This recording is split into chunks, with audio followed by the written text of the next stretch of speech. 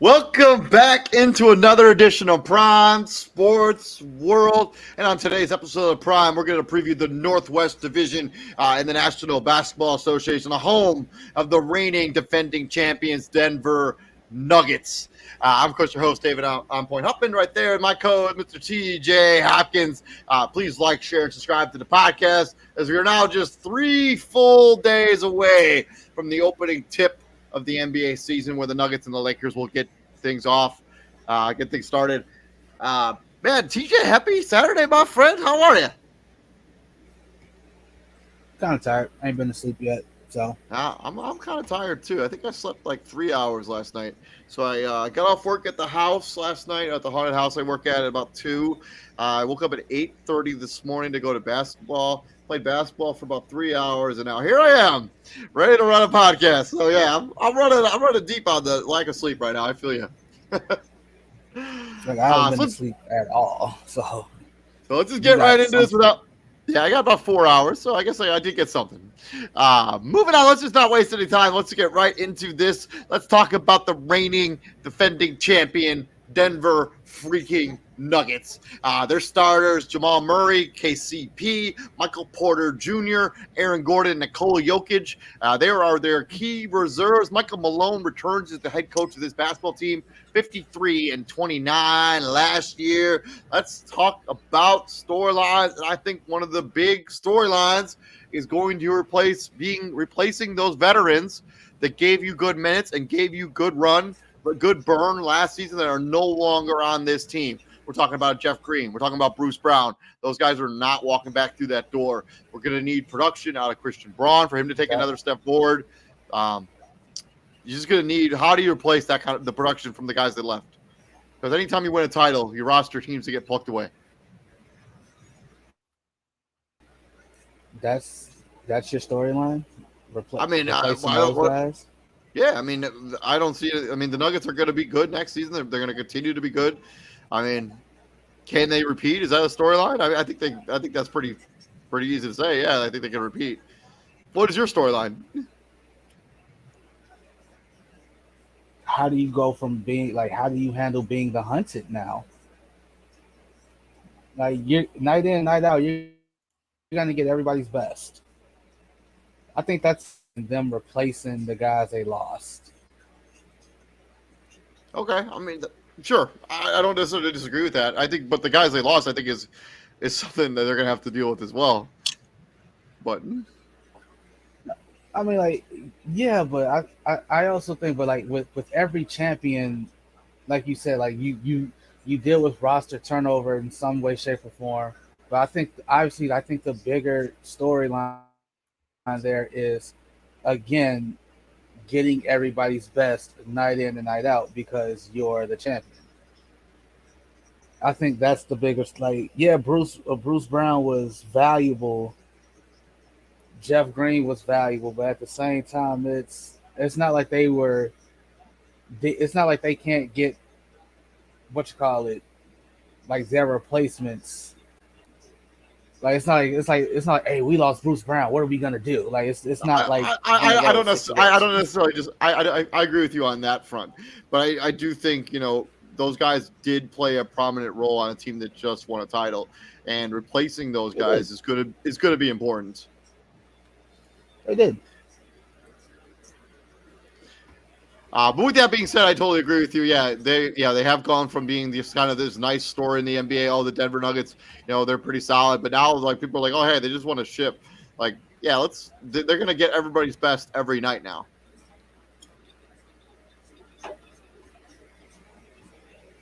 You cut out at that last part. I couldn't hear you. Oh, I said, yeah. So they're gonna get everybody's best every single night. Like at the last year, the Nuggets a nice story. They got the two-time reigning MVP, but Right. nobody really expected them to kind of make it when it comes to the playoff part. But now things have changed. Things are Well, much different now. yeah, things have changed because we finally get a Nuggets team that was fully healthy and fully locked and loaded. All right, the first 2 seasons, it was basically just Jokic by himself, and then everybody's like winning MVPs, and but he's coming up short. And it's like, yeah, Jamal Murray was out and Michael Porter Jr. is out, and it became real easy. Just hey, let's just key in on Jokic, and if we slow him down enough, we beat him. Now it's hey, I got my number 2 guy and my number 3 guy, and you can't like so now you can't just key in on me and double and triple team me. Like no, you can't do that now. So like yeah, I'm fully locked, I'm fully loaded. Cause like we saw it the first go round when it was just him. What was it? He got swept by Phoenix, right? Yeah. He got swept by Phoenix. The next go round they lose to Golden. They lose to Golden State. This go round, it's like, hey, I got everybody. I got my Yep. dogs with me. Now key in on me. You can't do it. So yeah, like so this season going forward, obviously, you get the Lakers. You get the Lakers on opening night. That's ring night. That's the team that you beat in the Western Conference Finals. What was it in 6? Yeah. No. Yeah. Yeah, No. I think they beat the no Lakers. They swept 5. the Lakers. They swept the They Lakers. swept, they swept the Lakers. Like hey, and like so, like you swept the Lakers. Like this is the team that with LeBron James and AD, like you swept them, bro. And it was a pretty convincing league to say the I mean, least. Like not you really. I mean, swept. those all of those No. games were fairly close. Eh, I mean, we're talking like, about we had at no Lakers had a point, like, no, lead like, in no, most of those no, no, games. no, real talk. At no point in time did I feel like did you have confidence the Lakers were gonna win, especially in the fourth quarter when it came to crunch time. Yeah, with the type of plays that Nuggets were making, it's just like yeah, they ain't got it.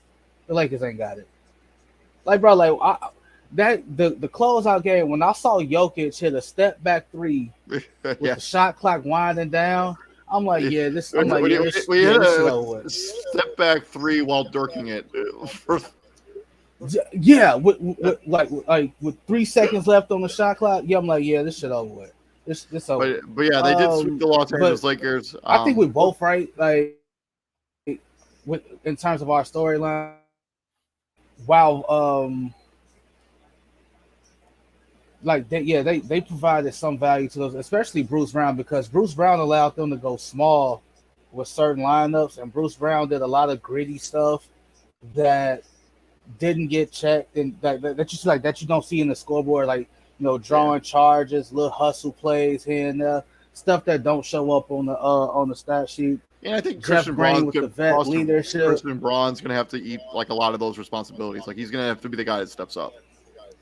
and They have Christian even Braun more.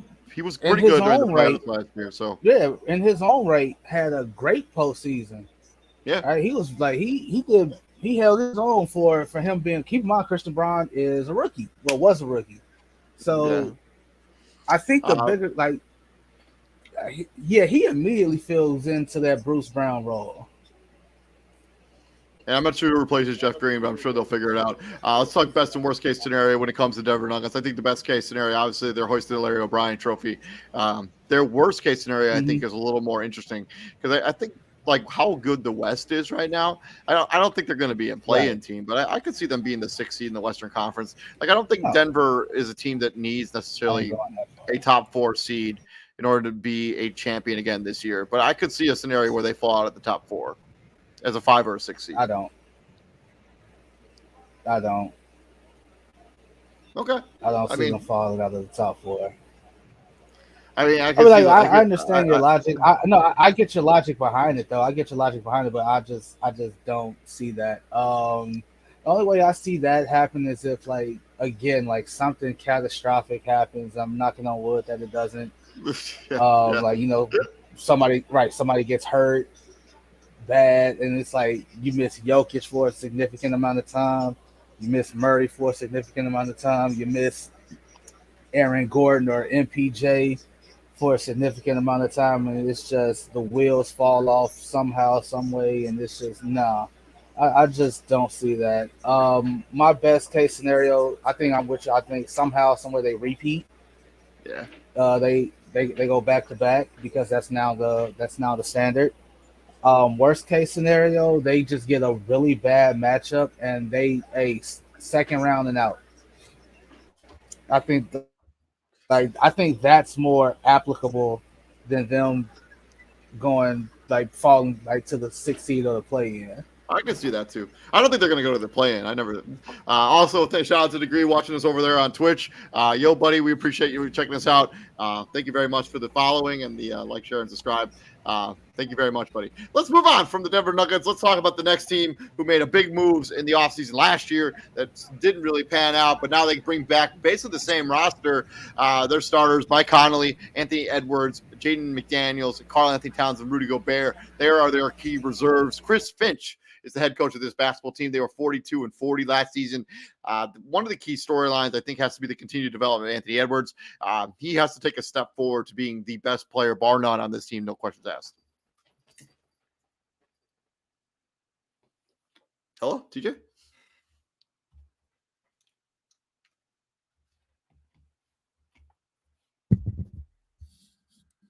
Hello? I don't know if I lost me or... Oh, okay. So yeah, I lost TJ there for a second. But yeah, I think one of the most important questions about this storyline for the Minnesota Timberwolves is obviously the development of Anthony Edwards. He needs to become the best player on this basketball team, no matter bar none. I also think Jaden McDaniels, a guy who got injured in immature play, punched the wall while on the last game of the season, ended up missing the playoffs. You can't have stuff like that happen, but he is a good two-way player, very good defensive wing.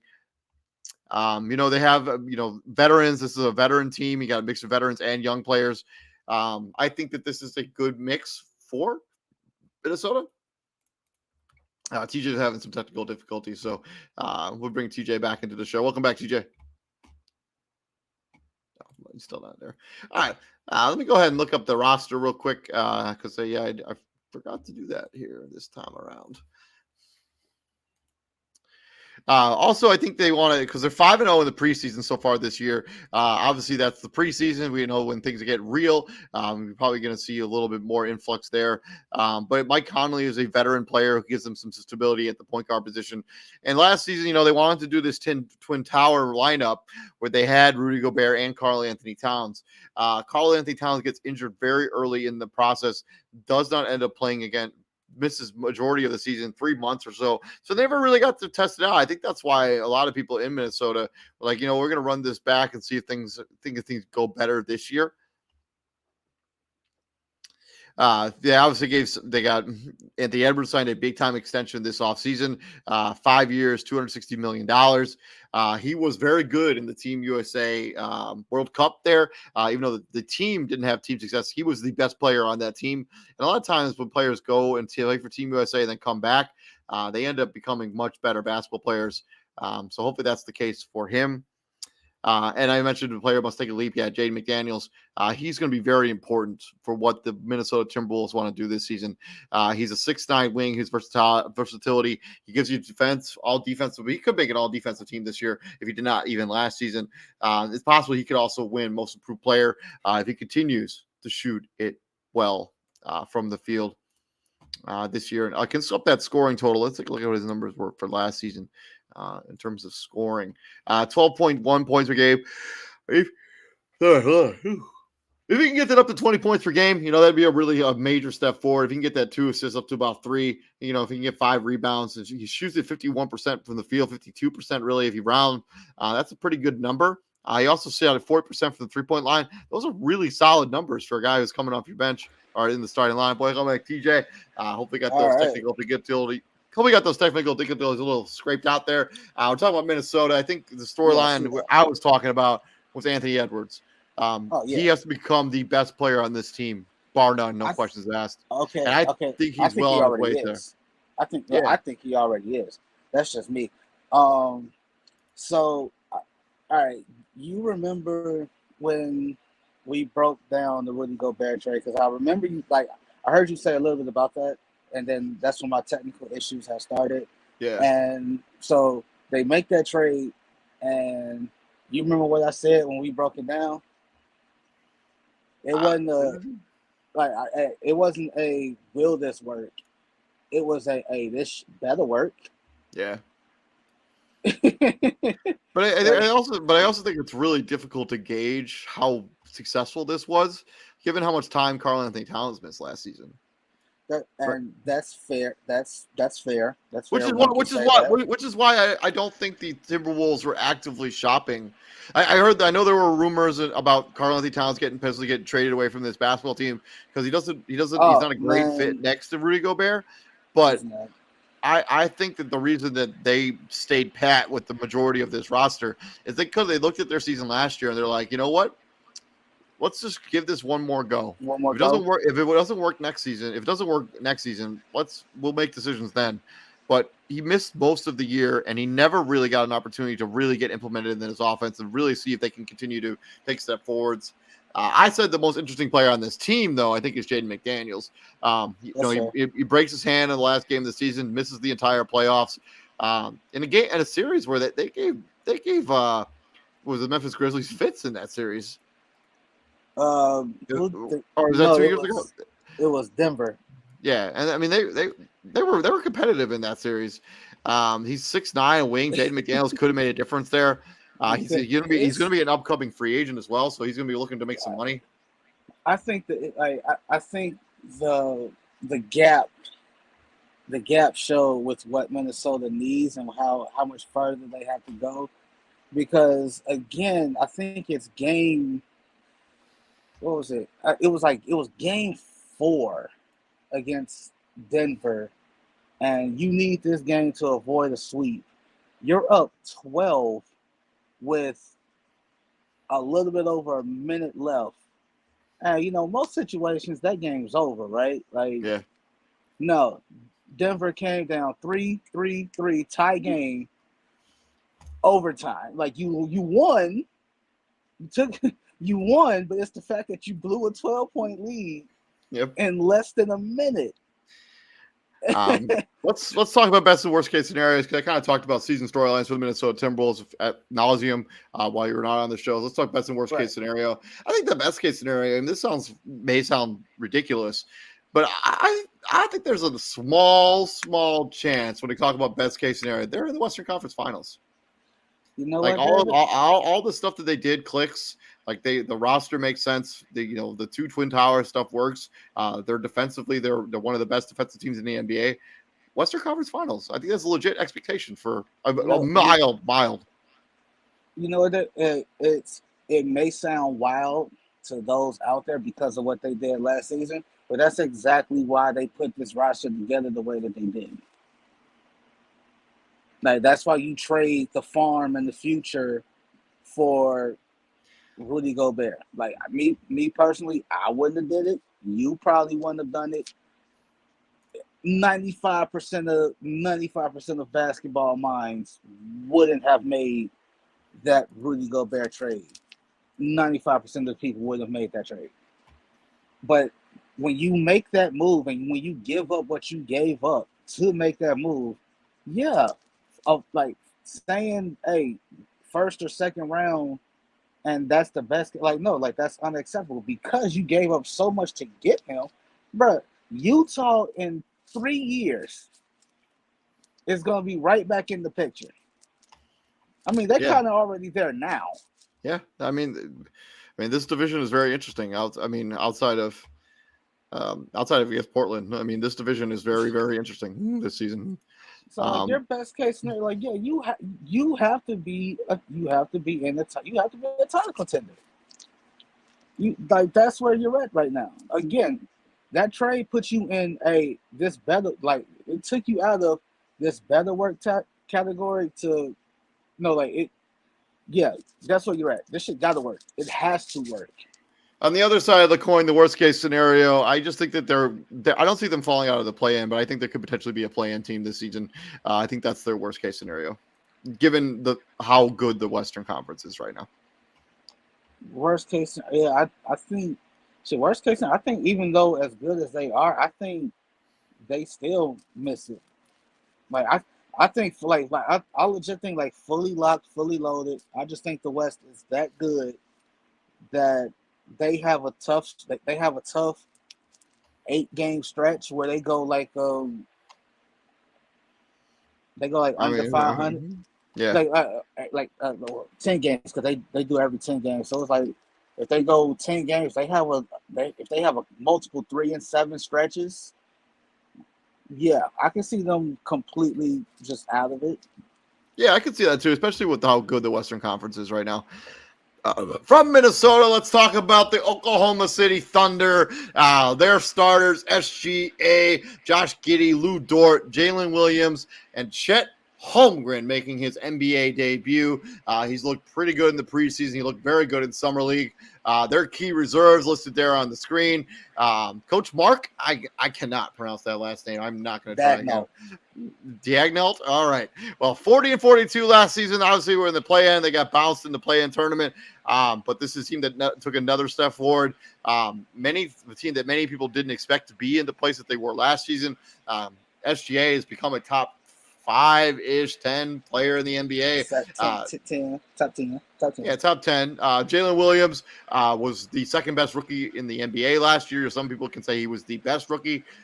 This have some nice building blocks, some nice draft assets. This is a team that probably storyline. Yeah, it's time to start doing some real winning here when it comes to Oklahoma City Thunder. I think no longer are you just going to be this nice story, this scrappy basketball team that overachieves. Like you have expectations now a little bit, right? Like this is the first season where you're going into it with a little bit of expectations. Like people expect you to take this massive step forward, where people are like having you be like in the top 4 in the Western Conference. Well, I don't think that's realistic at all. But I think it's time for this team to win games. Absolutely, no argument for me on that front whatsoever, because you said it right. Like the nice part is over. Like the rebuild is basically over. Right, you have your core. They're all young, and they're all really, really, really freaking good. Yeah.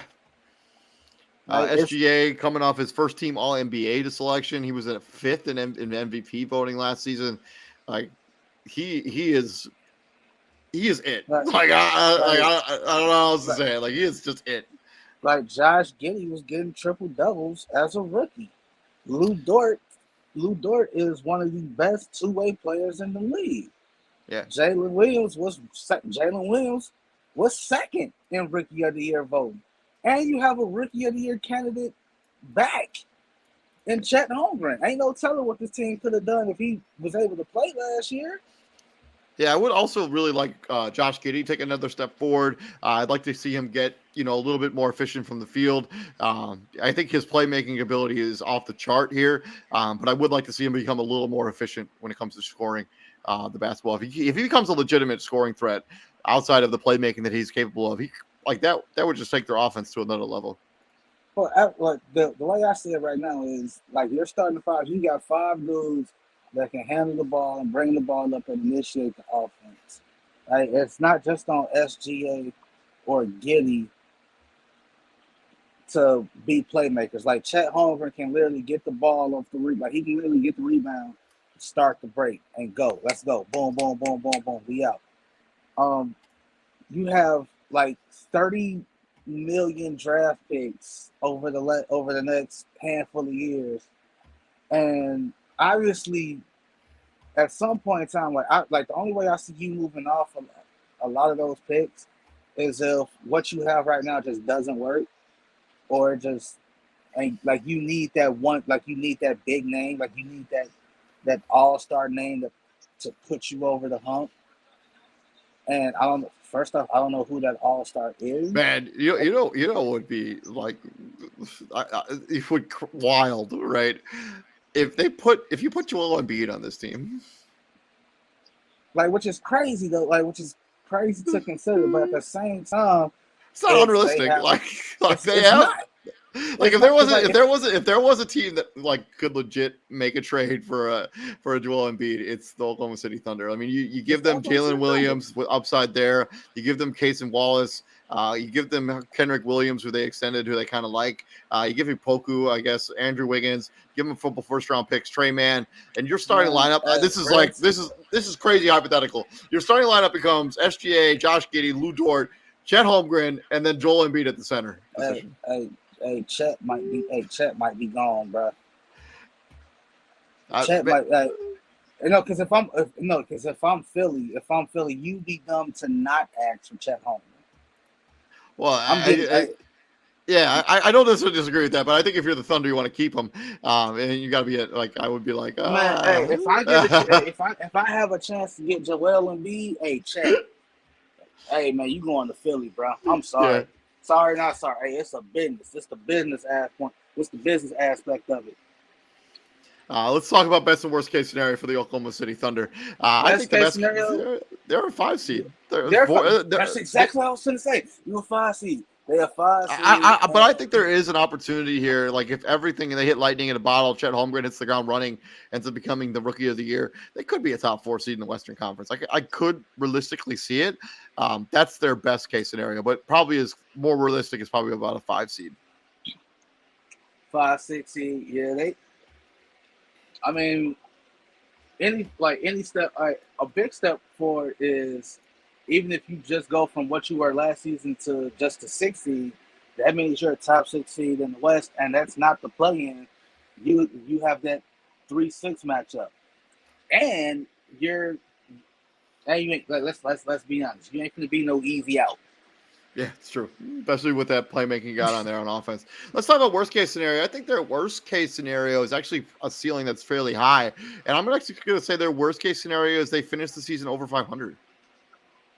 I can't remember the last time they had a season where they were over 500. They were 2 games under last season. I think their worst case scenario. Yeah, Westbrook. Yeah, probably the Westbrook season, the MVP year. No, or actually, no, Chris Paul season. They were like the 6th seed that season. But I think a realistic expectation is like the worst case scenario is they finish the season over 500 or at 500. Finishing over 500 is like, how is that the worst case though? Because I just think that this Thunder team is really well constructed, and I expected them to take a step forward. And 42 and 40 was what they were, or 40 and 42 last season. I could see them winning 2 more games this year with the roster and everybody taking a step forward and adding Chet Holmgren. That's their worst case scenario. It's 41 and 40, 41 and 41, or 42 and 40. But how's that a bad thing? No. Because there's I think the ceiling, when we talk about best case scenario, I think the ceiling is so much higher, where their floor is they're a 500 team.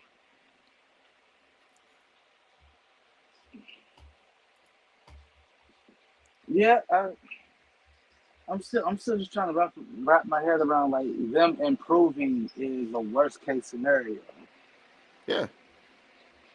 I mean, there is let's say maybe Chet Holmgren doesn't become the player that many people thought he's going to be, and they, maybe they're still a play-in team, but I expect them to be over 500 at the very least, very worst. Well, at the same time, like we also, they're still a team to keep an eye on at the trade deadline. Again, Lou Dort is gonna like they're gonna get a lot of calls about Lou Dort. So like a team like trying to think I mean, Lakers. I mean, any team in yeah the NBA, a any team team in the NBA, any team in the NBA could use a Lou Dort on their a team. team like a team like a LA, a Clippers, a Miami, um Especially in uh, Miami. So like yeah they gonna be in like they gonna be fielding a lot of calls for Lou Dort, and so just keep an eye on them at the trade deadline because again like you got assets and you can't just hoard them all, it's true. right? Like you can't just like keep them all and stuff like what exactly would you be waiting on for by hoarding all these picks, right? Like Yeah, I that's mean, because this is one of those seasons where if you hit like let's say the Thunder start the season out like extremely hot, like they're win like 20 of their first 30 games, right? I think if you're in that scenario, I think you push your chips to the middle and make a trade for like a star and really elevate the ceiling of this roster. so 30 games into the season, if they like 20 and 10, yeah, if they like 20 and 10 yeah, or like 19 and I mean, 19 and 8, whatever I whatever. mean, if they're 10 games over 500 by in the first 30 games or better, I think you make an up like you have SGA. I mean, if everybody's healthy, I think you push your chips to the middle. You have all these assets, you have young players. I think teams would like. I think you go for broke and you're like, hey, let's see what we can get Let's with just our see assets. let's just see how far we can go. Yep.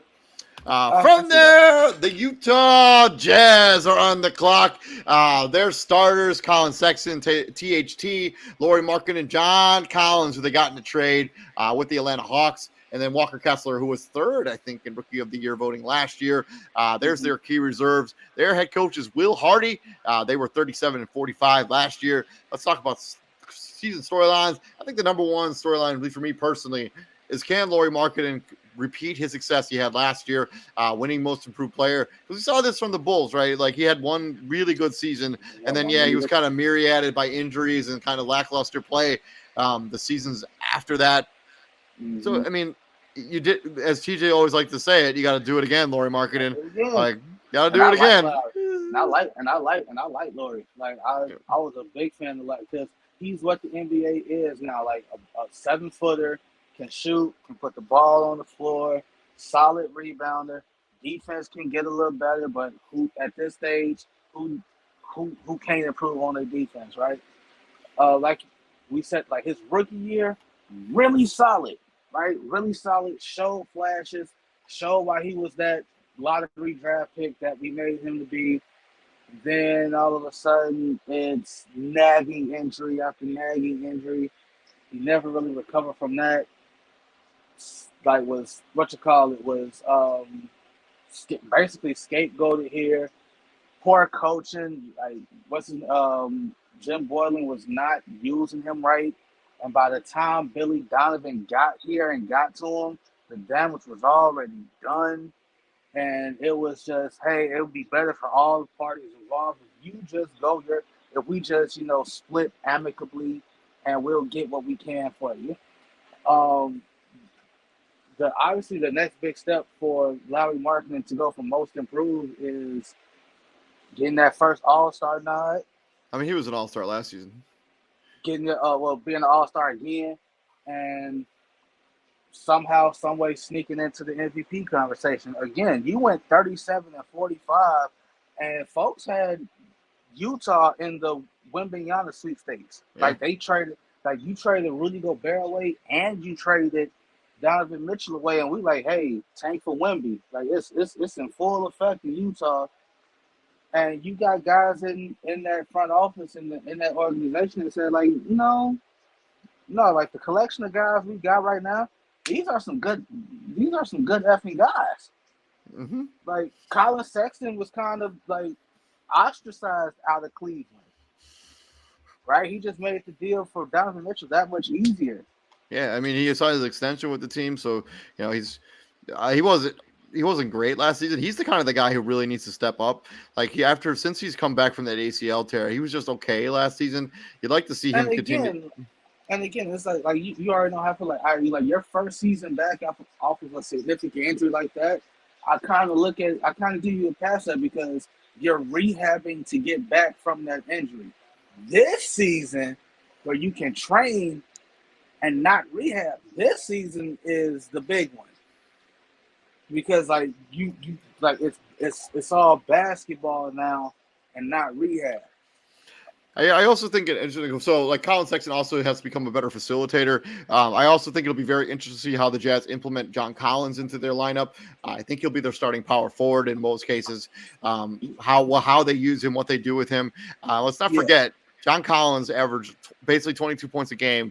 Not only like 2 years ago. Like he's a good basketball player. He's a good Taylor Hendricks is a very good versatile forward who can shoot the ball and defend. I like what Utah's doing right now. I think they're. Yeah, I do too. Like Kelly Olynyk is that like he's the vet. He's the vet in the locker room now. Kelly Olynyk has played a lot of good basketball over the course of his career. He's also played a lot of meaningful basketball. That's what I'm saying. Like he's played a ton of meaningful basketball in his career. Chris Dunn Chris Dunn had to get. I ain't gonna say he had to get humbled. But Chris Dunn you were 5th overall the year you got drafted. I mean, he was the center. He was basically the centerpiece of a Jimmy Butler trade at one point. Right, and you went from. Oh, I guess not technically. What am I talking about? No, Zach LaVine was the centerpiece of that trade. What am I talking about? Exactly right. But it's but nonetheless, you were top 5. You were a top 5 pick, and you go from that to you have to spend some time in the G League, bro. To get back to the NBA, I think with what's his name with Colin Sexton, like if they don't like what they see out of him, that's why you went and got Keontae George, him and I forgot what position O'Shea. No, O'Shea's a guard. He's a shooting guard, point guard. It's like you also have a perennial 6th man of the year candidate in Jordan Clarkson, who I thought would have been shipped off at some point last year, and it could still happen. Yeah, but they just signed him. They just assigned him to a 3-year extension this offseason. I don't. I don't see it happening now. But again, crazy things have happened. It's true. I think he's a valuable vet that any team in the NBA would want. It all just really depends on what you're willing to give up to get him. I think another storyline to look out for is Walker Kessler and the DPOY race. Yeah. Like, it also depends on how good Utah is. But yeah, like he was. I think he was like 3rd in blocks last season.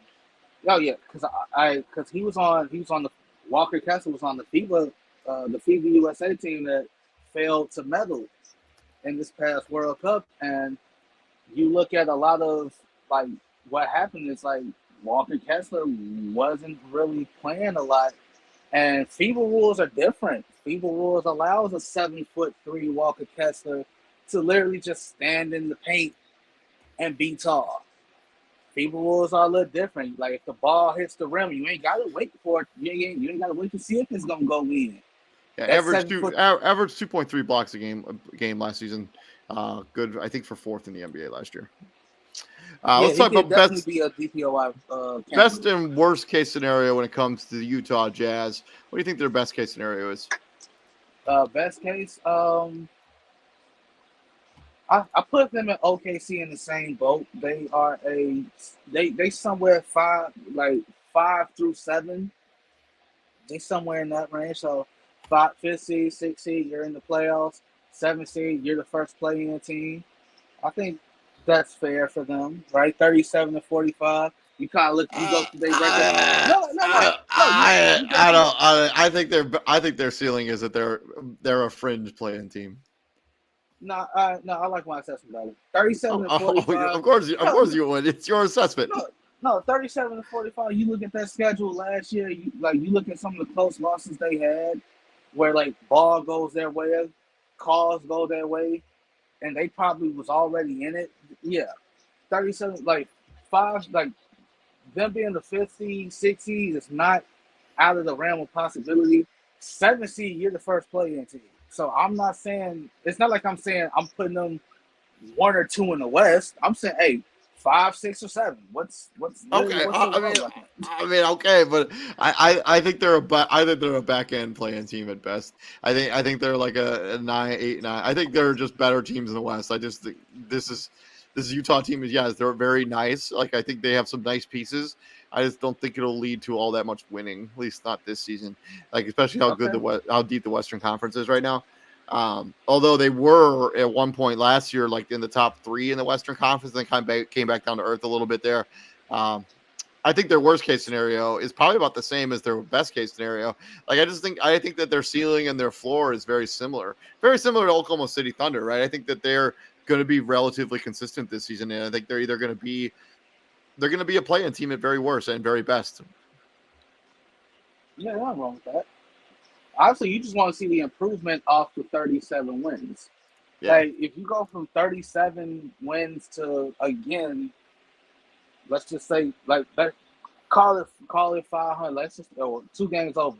If you go from 37 to 42, 42 and 40, there's gonna be a bunch of teams like that in the West. Yeah, it's true.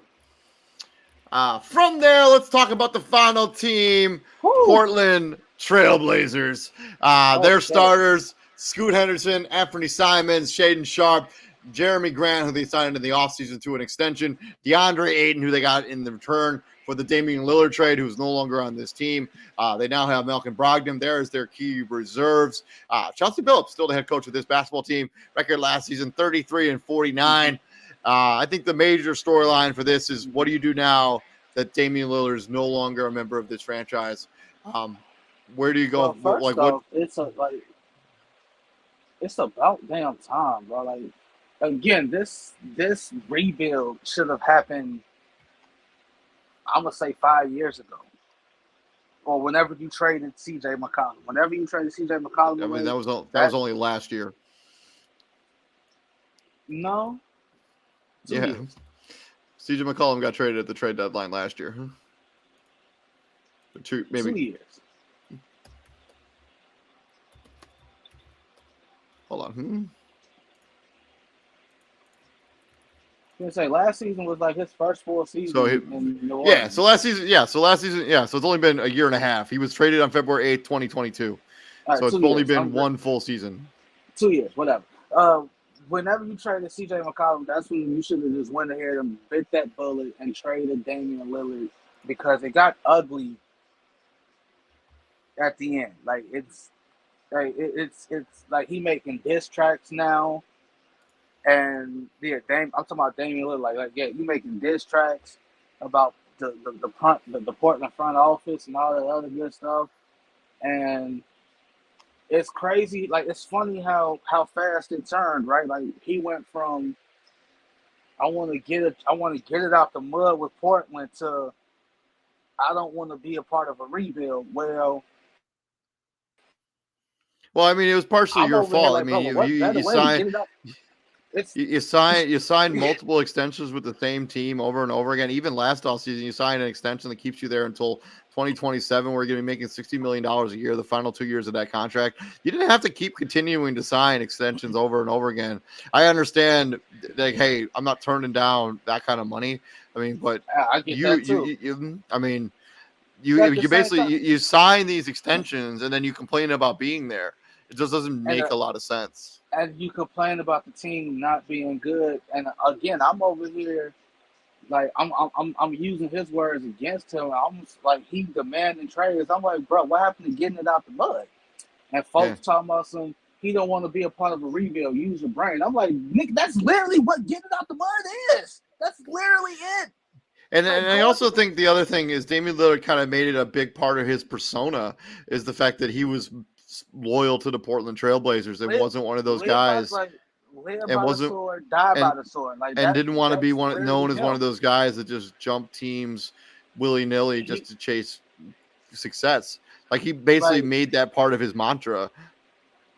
He ain't clown Kevin Durant for going to Golden State, but he basically like looked down on that and like I don't basically said like yo I don't want to do that and I don't want but like that's But kind of what I it mean, was. yeah, but Kevin Durant caught so much. I mean, I don't necessarily blame him for doing what he did and how he handled it. Unnecessary. But Un, I think he called unnecessary flack for yeah, that. it's true. Way too much. But yeah, I So think the other storyline I think when Portland is like the development of their other players, right? Because so much yeah, talk has been centered around the Damian Lillard stuff. So now we get to see what this team looks like without him. Scoot Henderson, this is your team now. You've been given the keys to the ship. Shaden Scoot and Sharp, Anthony Shaden Sharp, you got to probably become the second best player on this team, and we need you to really, third step up from your. third best player. I Third best think player. it's important that he takes a leap over Anthony Simons. Like I think his talent is there. He was very good during the back end of the I'm stretch of not this season. I'm not putting Shaden Sharp over Anthony Simons, bro. Okay, all That's right. the 1-2. No, like that's the 1-2 punch And I also that don't you think this. need. I also don't think this team is necessarily done making moves. Like I think Oh Malcolm hell no. Brogdon. I think Malcolm I think Brogdon because they the even reason that said he that. wasn't. The They reason even Malcolm said Brogdon that. wasn't originally traded as part of the Kristaps Porzingis trade is because he failed a physical with the Right. Los Angeles Lakers. But if he They could, even said that. if he could show up and play well and be back on the court, look for Malcolm Mm-hmm. Brogdon to get flipped for another first round pick. And now you look Yeah. at a team that has a bunch of assets and future assets and draft capital And DeAndre Ayton. and DeAndre Ayton, any of Jeremy And DeAndre Grant, Ayton. who And you have Jeremy Grant. you could look to trade as well, or you want to keep a vet around. Seems to be a good locker room guy. Robert Williams III is another guy that teams may be interested in. Could Like get moved they too. have, I think that they did as good a job as you could have done while moving a star player. Like the return that they got is really applauding. Like good But job. what's crazy is How about any other storylines you watching? yeah, what's crazy is I saw this and Like I'm mad at myself for not screenshotting and sharing it to the group, but somebody was like, "Hey, they did more rebuilding around Scoot Henderson in 12 months than they did for Dame in like 12 years," and that's like, well, yo, I think the difference here is they didn't have a Damian Lillard to trade to get assets to build around Damian Lillard at the time because there was no Damian Lillard on this roster that they could have but traded. that's also kind of not the point though. Like Yeah, I mean, but early. yeah, but how is that not the point? I mean, because you're talking about No, they did because more like rebuilding. no. You knew early. You knew early on what you had in Damian Lillard. You knew very early on what you had in Damian Lillard, and you you easily could have flipped LaMarcus Aldridge for more than what you got for him. I mean, they didn't get anything from Marcus Aldridge. He left in free agency for nothing, and Exactly. and let's That's not the point. let's not pretend here that Portland didn't take shots at this. I mean, when they had Aldridge and Damian Lillard together, I mean, they brought it. Yeah, I mean, we can laugh about this They brought in situation who? now. We can They talk brought in about Robert Covington, who was a big Come on, bro. one of those Come on. guys that were. At no point in time has Robert Covington ever been considered a needle mover. How often did teams trade for Robert Covington thinking he was going to be the final piece? That's their own damn fault. That is literally their own damn fault. But you get a Melo like 3-4 years too late. Like Melo should have been in Portland because he was literally like a hand in the glove fit to what they had with him and CJ McCollum. Yeah. You get him 3-4 years too late. You plateau under Terry Stotts. You get a Golden State team in the Western Conference Finals, mind you, no KD and a Steph coming back off an injury, so he ain't 100%, and you got your ass swept. You got embarrassed. No KD, and you still got swept. Like that's sad. So let's talk about best and worst case scenario for the Portland Trailblazers. What they 33 and 49. Best case scenario, Chauncey Billups keeps his job. I'm so serious. That's the best I got. Scoot Henderson in the Rookie of the Year race or rookie, yeah. I also think Shaden Sharp is in Most Improved Player of the Year race. I think you wanted to see. or him or Anthony Simons, one of them two. I just think you want to see continued development from the players that are going to be key moving forward. I mean, you DeAndre Ayton, you want to see the attitude improve. You want to see Scoot Henderson in Rookie of the Year. You want to see Anthony Simon and Shaden Sharp in the most improved player conversation. Matisse Thybulle, you want to see him up his offensive output. You know what he got him on the defensive end of the basketball court. Give you something on offense. Yeah, just get some more development out of these other players. Keep growing. Chris Murray, who was a first-round pick, I do believe. Look for him to continue to develop. Chris. Worst case, Keegan Murray's brother. Keegan. Yeah. Keegan, and on the other side, the worst case scenario, I think I'm not sure what the worst case scenario is. I mean, the season doesn't go well. Chauncey Billups out of a job. Worst case scenario, Chauncey Billups is out of a job, and I think that might happen anyways. Again, which I think the last part is probably going to happen anyway. Not Chauncey Billups losing his job, but them being a lottery team. Yeah, I think they're a guaranteed lottery team no matter what happens. Yeah. It's I mean, like it's if you're a Portland fan, hey, just gear up. It's gonna be ugly.